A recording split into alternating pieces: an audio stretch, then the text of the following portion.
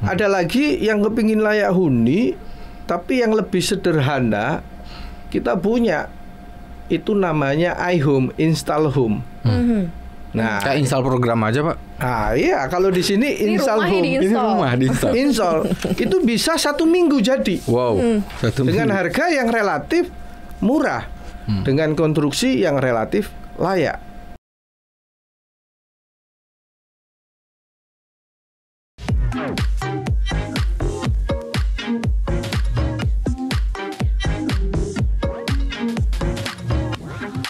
Hai Sobat Cuan, selamat datang di podcast Cuap-Cuap Cuan. Apa kabar Sobat Cuan? Semoga selalu baik ya, dalam kondisi prima, sehat mental, spiritual, dan dompet pastinya. Dompet itu yang penting. Dompet yang paling akhir, penting. Bener tapi apa, itu Bang? adalah sumber kekuatannya bertahan hidup. Hari ini ada Maria Katarina di sini yang akan menemani Sobat Cuan. Kita ngobrol santai dan asik banget karena kita kedatangan tamu ya Sobat tamu Cuan istimewa. ya. Tamu istimewa karena aku juga di sini ngobrolnya nggak sendiri, aku ditemenin sama Mas Ma'ruf di sini, Head of Research CNBC Indonesia. Kalau udah ada Mas Ma'ruf berarti wah Aman. langsung disebut loh. Amar, aku belum kenalin Bapak loh padahal, Siap. tapi suaranya langsung kedengeran sama Sobat Cuan. Ya udah nggak usah lama-lama deh Sobat Cuan. Hari ini podcast kita Studio Cuap Cuan kehadiran orang yang luar biasa banget, yang sibuk ya kan, tapi bisa datang ke studio kita. Ada Pak Bambang Dwi Wijayanto, Directing of Engineering and Development Waskita Beton Precast. Hai Pak Bambang. Hai juga, selamat pagi Sobat Cuan. Selamat pagi Pak Bambang. Siap. Aduh, aku grogi. Nanya apa ya? Kita mau ngobrol apa ya? Ngomong. Jadi, Sobat ngomong yang bikin cuan deh. Iya benar, ngomong yang bikin cuan ya. Jadi Sobat Cuan yang sering dengerin podcast kita di Pantauan Saham atau Paham ya, mungkin udah sering juga dengar ada salah satu emiten atau perusahaan yang melantai di Bursa Efek Indonesia, anak usaha dari konstruksi BUMN terbesar juga di Indonesia, dan ada di sini sekarang ya, yaitu adalah Waskita Beton Precast ya. Pak sehat Pak? Alhamdulillah. Kondisi bisnis konstruksi sehat Pak? Ya, masih bisa berjalan dengan baik untuk yang sekarang ini. Seperti apa sih 2023 WSBP khususnya melihat dari sisi bisnis konstruksi ini, apakah sudah mulai lagi lepas landas gitu ya, mungkin setelah kemarin banyak ketunda karena pandemi dan lain-lain ini nih Pak Bambang? Ya, kalau melihat dari WSBP sendiri, 2023 ini adalah waktu untuk bertransformasi setelah kemarin badai kita bareng-bareng udah dilewatin kan. Nah, sekarang ini kita siapkan banyak proyek-proyek yang akan kita siapkan, dan kita sudah merubah misi dan visi kita sendiri sehingga siap landas kita untuk menuju cuan-cuan yang banyak. Aduh. Sobat Cuan nih kalau udah ngomongin soal cuan nih seneng ya nggak sih Mas Ma'ruf? Bersemangat gitu ya. Kalau kita lihat bagaimana kemajuan konstruksi pembangunan infrastruktur Indonesia kan memang cukup oke banget ya. Betul. Seperti apa sih nih sekarang, apalagi kan kita ada beberapa pembangunan yang memang cukup masif dibangun nih, ada IKN gitu kan. Gimana nih Mas Ma'ruf? Nah, jadi secara general, jadi makroekonomi sebenarnya kebijakan Pak Jokowi itu tetap ya, memang kelihatannya bahasa proyek infrastruktur kayak udah mulai berkurang dari pemerintah. Tapi dari data sebenarnya nggak juga. Jadi memang kalau dari data anggaran infrastruktur itu dari tahun 2000, dari awal Pak Jokowi 2015 itu memang baru berkisar 200 triliun. Nah, kemudian meningkat itu luar biasa pada tahun 2017 itu sekitar 300 triliun. Kemudian meningkat lagi kira-kira dari tahun 2020 itu 400 triliun. Dari 2001, 2002 itu karena memang ada pandemi memang stabil di situ. Tapi 400 triliun itu gede banget tuh Sobat. Itu gede banget. Dan artinya apa? Itu kue yang akan dibagi-bagi untuk dikerjakan oleh semua perusahaan termasuk WSBP dan yang lainnya. Dan itu adalah kuenya gede banget. Nah, kalau dari WSBP itu sendiri apa sebenarnya kalau, dan itu banyak banget Pak kalau sektor infrastruktur ya, tadi ada IKN segala macam. Cuman sebenarnya kalau kita ngebahas yang lebih retail gitu juga banyak banget sebenarnya proyek-proyek yang bisa masuk nih WSBP ini, misalkan nih salah satu kebutuhan rumah. Nah, ada data itu misalkan di backlog rumah itu ada sekitar 12 juta gitu, ada kebutuhannya, kekurangannya, shortage-nya itu segitu gede banget segala macam. Nah, kemudian yang memiliki rumah di Indonesia itu Dan dari data ini, data resmi ya, dari 12 juta itu tiap tahun nambah 600.000. Bayangin itu harus disediakan. Siapa yang menyediakan, ya kan? Ya. Tentu perusahaan-perusahaan yang punya concern di situ akan mendapatkan cuannya gitu kan. Ya kan gitu gambarannya. Dan WSBP di dalamnya. Di dalamnya juga, salah satunya gitu. ya. Nah, gambarannya kan kayak gitu. Mungkin sedikit lagi. Jadi dari sekitar 270 juta jiwa itu yang punya rumah sendiri itu 81%. Ya, punya rumah gitu kan. Tapi yang layak huni itu baru 60%. Iya. Ya. Jadi ada sekitar 40% dari jumlah tadi yang punya rumah tadi itu nggak layak, dan itu artinya memang butuh rumah yang layak. Nah, nanti butuh nih solusi rumah yang layak itu seperti apa dan mudah kira-kira zaman sekarang ya nggak? Luar biasa. Apalagi katanya milenial kan makin kesini makin susah katanya punya hunian, Pak, karena harganya yang udah nggak ngejar lagi. Bener. Gitu Bu Sri ya. Mulyani loh yang bilang. Bu Sri Mulyani yang bilang ya, harusnya Bu Sri Mulyani ngasih solusi nih. Padahal banyak banget milenial yang sebenarnya mau dan pengen punya rumah, tapi memang karena ketidaksanggupan, kalau dilihat dari hitung-hitungan kok kayak mahal banget. Mahal ya. banget tanah. Nah, itu juga dia gitu, makanya apalagi kan kita bangunannya. benar, apalagi kan kita ngincer rumah yang bukan hanya affordable tapi layak huni. Apalagi tadi kan dari sisi Mas Ma'ruf banyak yang tidak layak huni ya. Benar. Dan ketentuan layak huni kan macam-macam tuh, dari dinding, Iya. lantai, atap gitu Sanitasinya. kan. Sanitasi Sanitasinya. masuk ke situ. Nah, punya apa nih WSBP untuk menjawab solusi dari awal yang disampaikan oleh Mas Ma'ruf dan juga keresahan Bu Sri Mulyani milenial katanya nggak bisa punya rumah, Pak. Ya. Kalau saya pengen punya rumah loh, Pak. Saya Ya, pengen punya itu. rumah. Yang ke berapa? Ke 10? Ya, WSBP sendiri sekilas karena kemarin itu induk ini kita banyak mengerjakan tol ya, kurang lebih 1.800 kilo masih yang terbesar, dan sekarang ini sendiri sudah mau habis dan ini mau investasi lagi, maka strategi dari WSBP ini mau menginjak ke pasar retail. Nah, apa pasar retail yang akan digunakan? Nah, untuk memenuhi perumahan atau gedung-gedung high rise. Apa yang harus dilakukan oleh WSBP adalah kita menciptakan produk-produk yang isu global ini sendiri kan masalah hidrokarbon.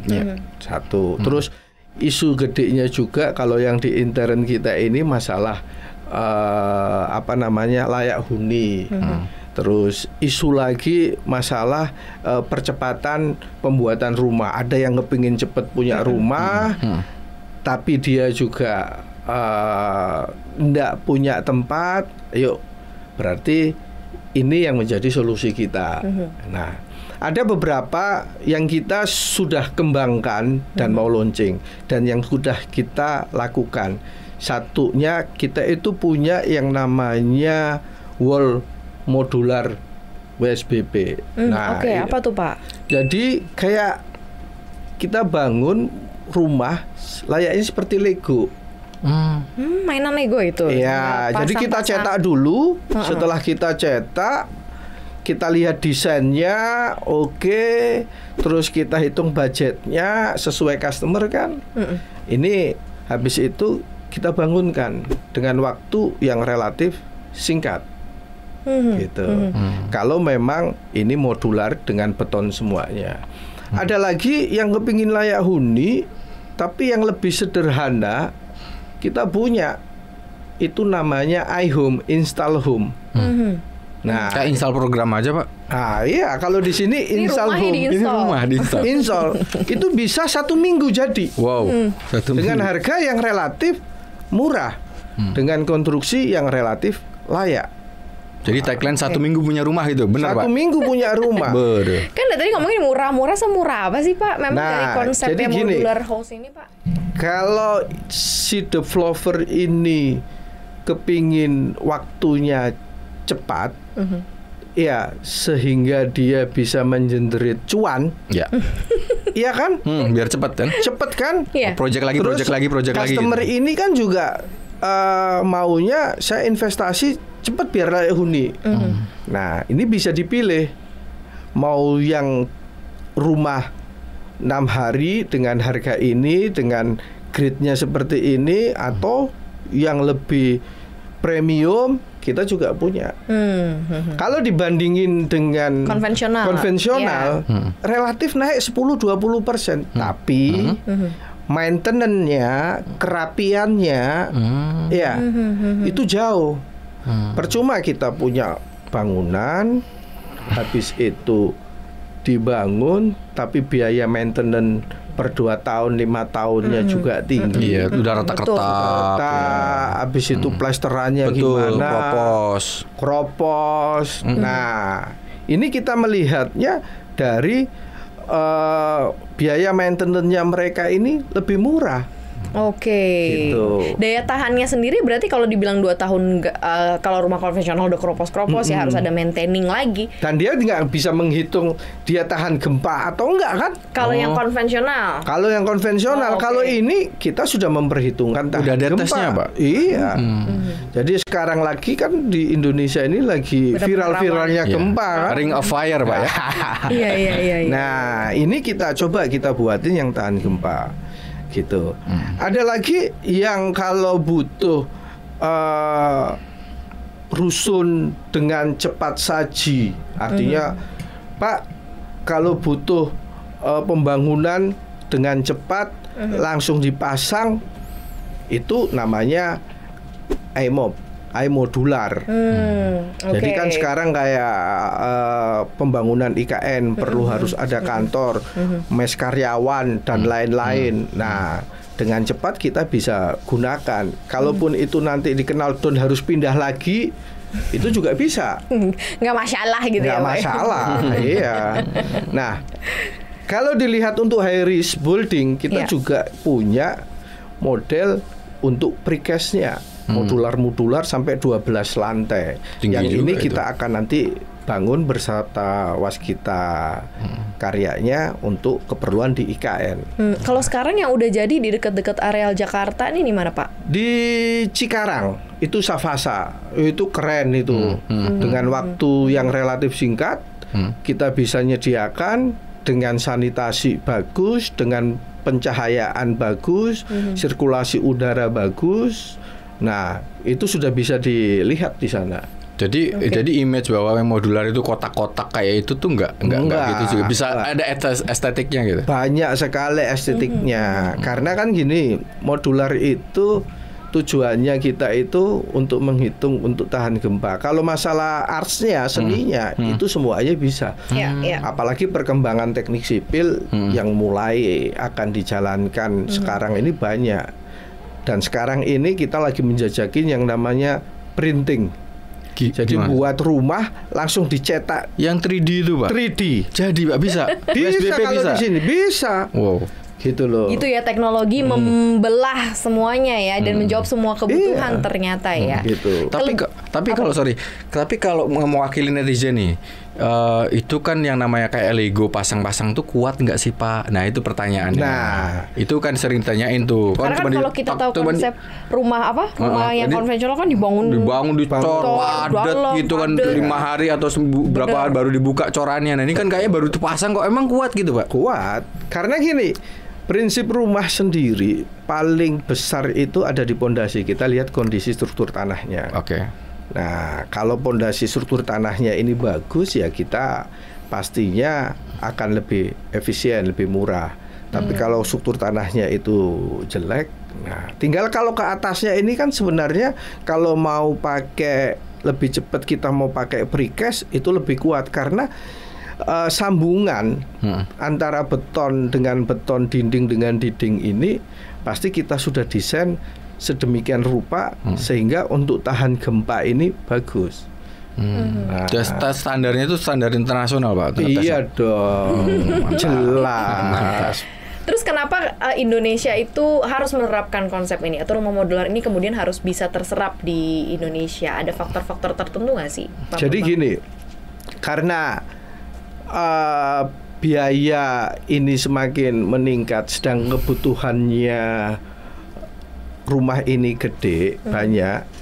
Nah, pemerintah ini kan sedang banyak mencanangkan produk rumah yang cepat. Kalau kita pasang rumah sendiri-sendiri, properti, itu butuh waktu lama. Pengembaliannya juga lama. ROI-nya. Ini jelas nanti berapa lahan kita bisa langsung cetakin dulu, ya kan, tidak ada loss, ramah lingkungan. Nah, sehingga harga pasti kalau secara parsial banyak pasti lebih murah dengan waktu yang sudah ditentuin ya. Tapi kalau kepingin konvensional ya lebih murah tapi waktunya kapan? Iya, lama. Inden lama gitu. Sedangkan customer ini kan kepingin melihat apalagi pasangan yang muda-muda, yang baru nikah pengen punya rumah ya. Wah, lagi seneng-senengnya. Baru nikah keberapa kedua? Itu. Nggak tahu gitu ya. Oh, jadi seperti itu. Nah, sekarang apa saja konsep kedepannya mungkin lagi di planning. Tadi belum disebut nih Pak, harganya tuh seberapa besar sih? Gitu. Kalau range-nya ya, kalau yang standar itu kurang lebih 80 juta sampai 150 juta. Udah untuk punya satu rumah. 80 juta, Pak. Ya, itu yang rumah-rumah yang langsung siap huni dengan kapasitas standar. Tapi kalau yang bagus seperti di Savasa kita desainin ya kurang lebih sih antara 150 juta sampai 500 tergantung customer-nya berapa tingkat. Ayo Maria beli. Gitu. Itu. Itu Cuman kan yang perlu harus kita tahu tingkat kebutuhan kita kan. Itu. Tingkat kebutuhan kita, terus tingkat untuk perkembangan dari rumah tersebut. Saya nanti 5 tahun Pak dengan ini bisa nggak ini ya kita siapkan perencanaan yang ke depan. Udah ada yang tinggal belum sih Pak di situ? Kalau di Savasa sih sudah. Nah kalau yang di rumah Risa yang kita di Kupang itu sudah banyak dan itu sudah kita serah terimakan. Bahkan kita ya bukan mengharapkan ya seperti bencana di Cianjur kita siapkan juga untuk perumahan yang cepat siap dengan harga yang relatif murah gitu. Jadi memang Maria kalau saya ngeliat dari penjelasan Pak Bambang sebenarnya ada dua.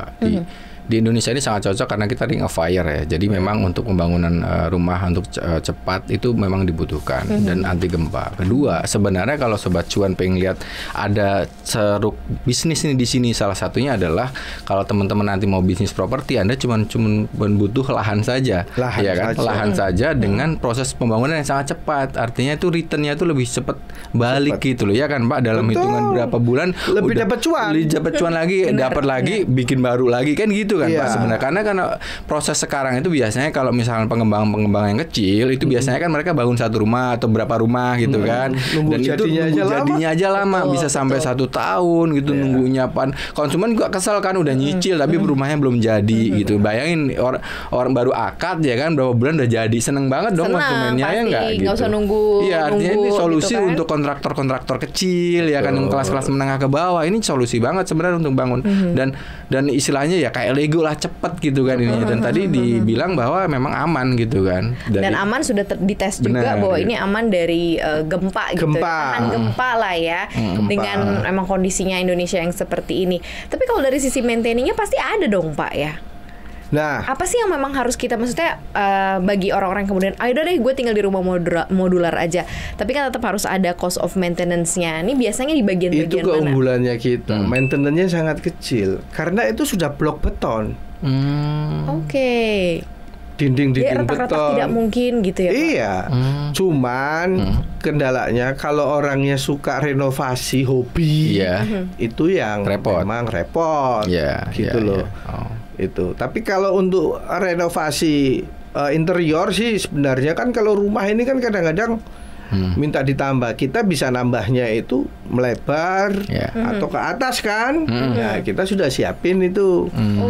Tapi jadi kalau ruangannya ruang kamar mandi diganti ruang tamu dibongkar di ini repot. Gak bisa kayak gitu ya Pak? Nggak bisa. Tapi kalau kepingin saya mau nambah ruangan di atas gitu bisa. Cuman kita pakai dinding yang di atas beton, tapi yang di dalam kita juga punya produk yang bisa untuk dibongkar, tidak harus beton. Artinya dinding di dalam ini kita mungkin pakai sandwich panel atau JRC yang memang atau bisa di knockdown. Seperti ruangan yang ada di sini kan juga pastinya yang di dalam interior itu bisa dipindah-pindah. Bisa, itu bisa dinok-nok kok Pak, bisa dibobol. Ya. Jadi kalau modal itu secara prinsip semuanya aja tulangan gitu Pak, kuat jadi gitu ya. Tulang. Dan yang pasti pada waktu pembangunan kita terfabrikasi dan dengan mutu yang jelas dan presisi kita juga bagus. Nah, kan ada itu kalau kurang bagus diplester dulu. Benar. Jadi istilahnya nggak ada dicolong sama tukang Pak ya, nggak ada ya. Dicolong sama tukang kan sering tuh bangun rumah dicolong. Pembangunan rumah ya. Drama itu banyak dramanya kan. Kalau ini besi sudah langsung difabrikasi di situ, nggak bakalan bisa langsung ini ya lebih bagus. Iya sih benar ya. Drama rumah konvensional kan gitu butuhnya berapa dibeli tapi habis itu kualitasnya berapa bulan dah. Kalau ini butuh panel-panel berapa kita siapin, mau dipasangin, punya desain langsung. Nah ini kalau di pembangunannya memang harus di lahan yang memang belum pernah dibangun, ataukah misalnya nih ada orang yang kemudian punya rumah dan kayak mau renovasi, mau pakai sebagian misalnya modular gitu, atau mau diratain semuanya diganti modular gitu. Nah, padahal kan tetangga-tetangganya konvensional biasa gitu, bisa nggak sih Pak kayak gitu? Bisa.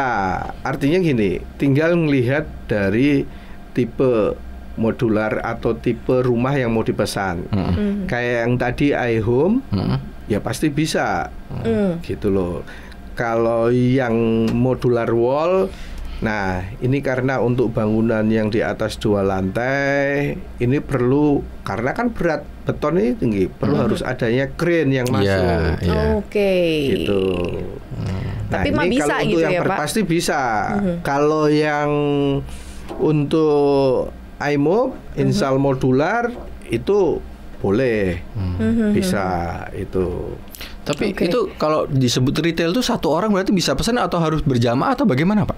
Sementara ini kita mintanya berjamaah dulu ya, biar lebih efektif ya. Nanti sampai dengan standar, kan kita pasti riset bareng lagi standar keperluan, sehingga kita akan bisakan retail, ya kita akan kerjasama seperti di Tokopedia. Ini jadi bisa pesan rumah di Tokopedia.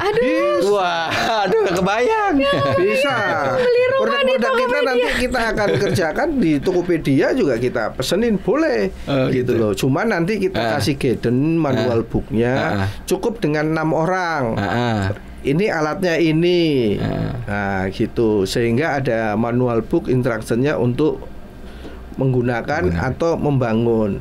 Seperti kayak kita lihat kalau di luar negeri kan bayar tenaga itu kan mahal dan susah Pak nyarinya. Sudah Pak. Mahal, susah, biayanya juga nggak terukur. Ya, betul.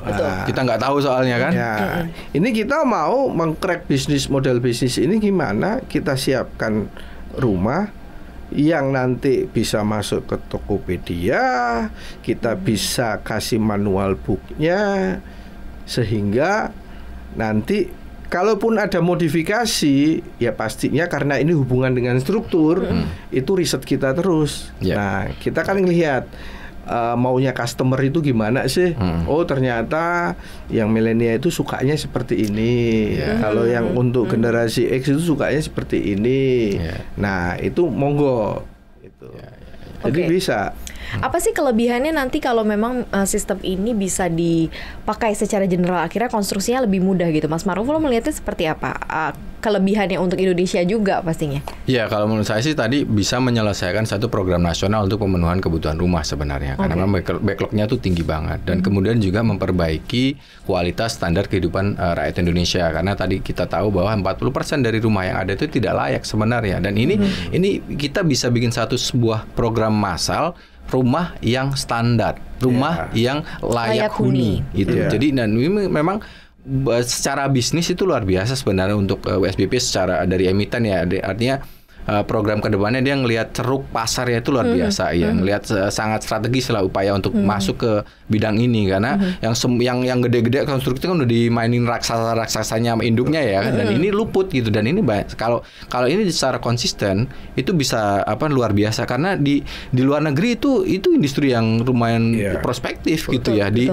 Di ini saya ada sedikit riset itu bahwa di market untuk rumah modular itu tahun 2021 itu 75 miliar dolar gitu ya. Kemudian di Asia Pasifik aja itu sekitar 22 miliar dolar gitu. Itu di dunia tadi ya, dan itu nanti akan tumbuh 6% per tahun gitu kira-kira proyeksinya. Jadi sekitar 114 miliar dolar tahun 2028. Artinya prospeknya sangat cerah dari sisi USBP sebagai fundamental sebagai emiten atau sebagai korporasi yang ngambil ke ceruk bisnis ini. Nah, kemudian dari sisi masyarakat juga ini kan menyelesaikan beberapa problem, misalkan masalah kayak rumah tadi yang standar ya kan, kecepatan dan murah, dan ini kan dicari oleh generasi sekarang ya kan, pengennya instan. Dan ini ada instan beneran. Instan. Bukan hanya mie instan yang ada di rumah pun ada instan. Kalau udah bisa. Bener, ada di Tokped. Itu salah satu lompatan yang luar biasa ide bisnisnya kalau kita lihat gitu ya.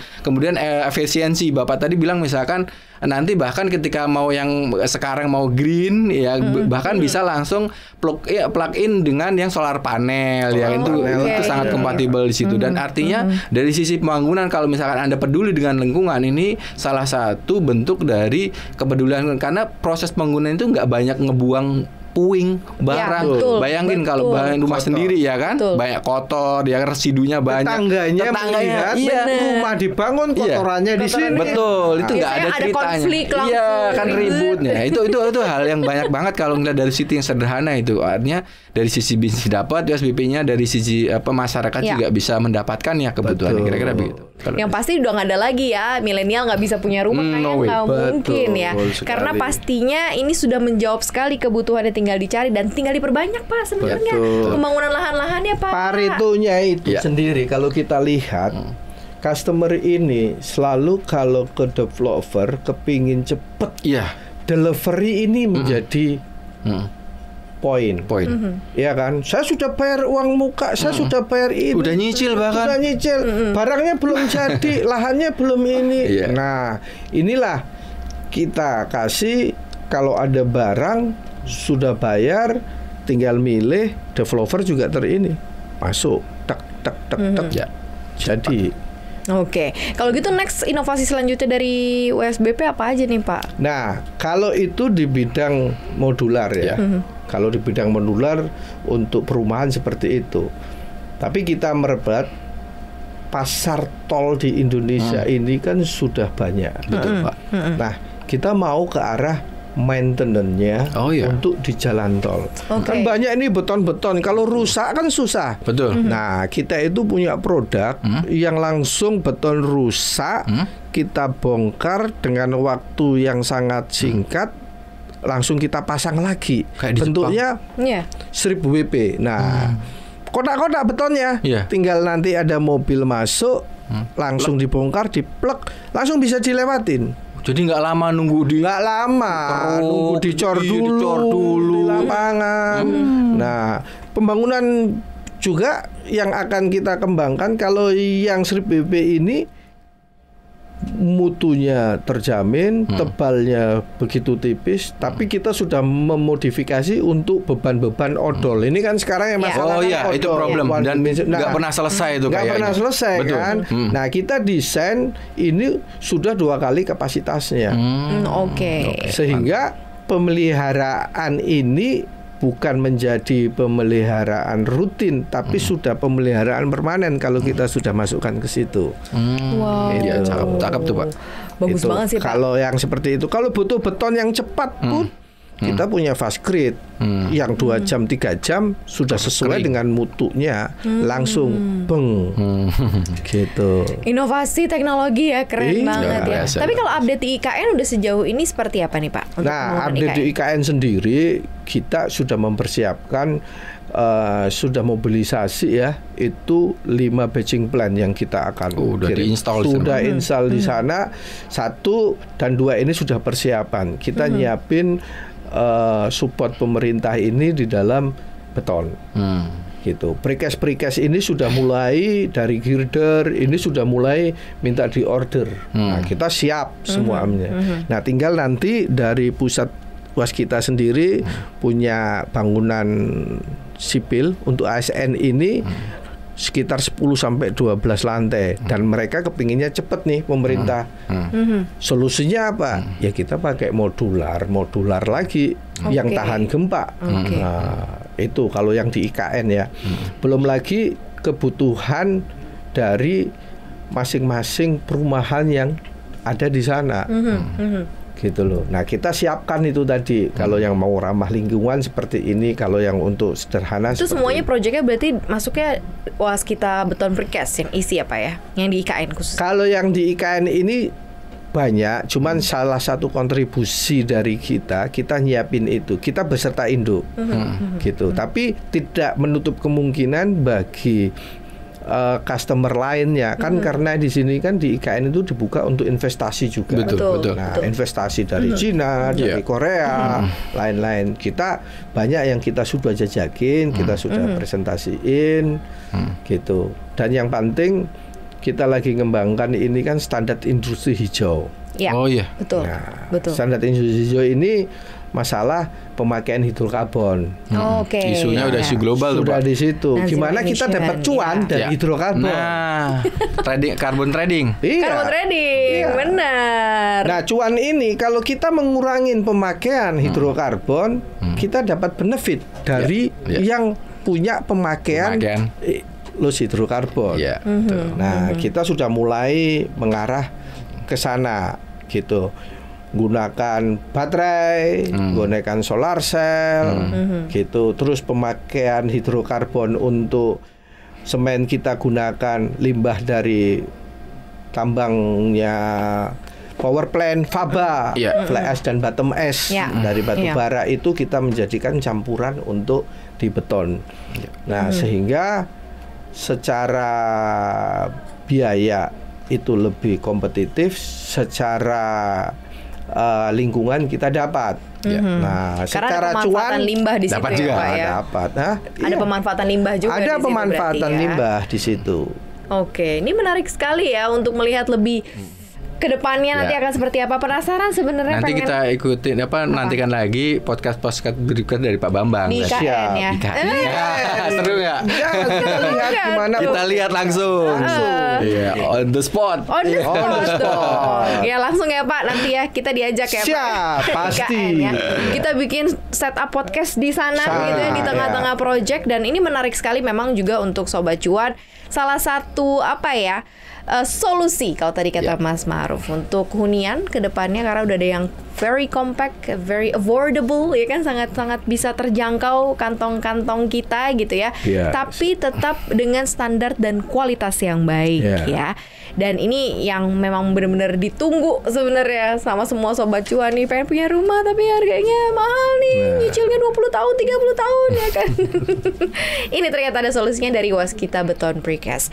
Oke deh, ya baiklah Sobat Cuan, itu tadi obrolan kita yang menarik banget sama Pak Bambang. Mudah-mudahan ini juga bisa memberikan inspirasi dan insight juga oleh Sobat Cuan ya. Dan tentunya terima kasih sekali nih yang sebesar-besarnya karena podcast ini dipersembahkan oleh CNBC Indonesia dan didukung langsung oleh Waskita Beton Precast. Terima kasih ya Waskita Beton Precast yang sudah mensupport podcast hari ini. Thank you banget Pak Bambang udah main-main ke podcast kita. Makasih banyak ini Sobat Cuan. Ini Sobat Cuan yang dengerin pasti langsung pengen ke Cikarang Pak. Betul. Lihat, beneran gak sih? Pengen tahu bangunan dari modular tuh kayak gimana sih? Bukan kayak Lego kotak-kotak loh ya. Wah, ada yang estetik tadi kan. Bener, indah juga. Penasaran sih. Aku sih penasaran banget sih. Kan rumah mertua di Bekasi, lanjut dikit. Nah ya. Thank you banget Mas Aruf. Thank you. Thank you banget Sobat Cuan. Terima kasih. Udah dengerin kita hari ini. Jangan lupa untuk dengerin konten kita lainnya di Apple Podcast, Google Podcast, Spotify, dan Anchor. Follow akun Instagram kita jangan lupa di @cuap_cuan dan juga subscribe YouTube channel kita di cuap_cuan, like, share, dan juga komen ya.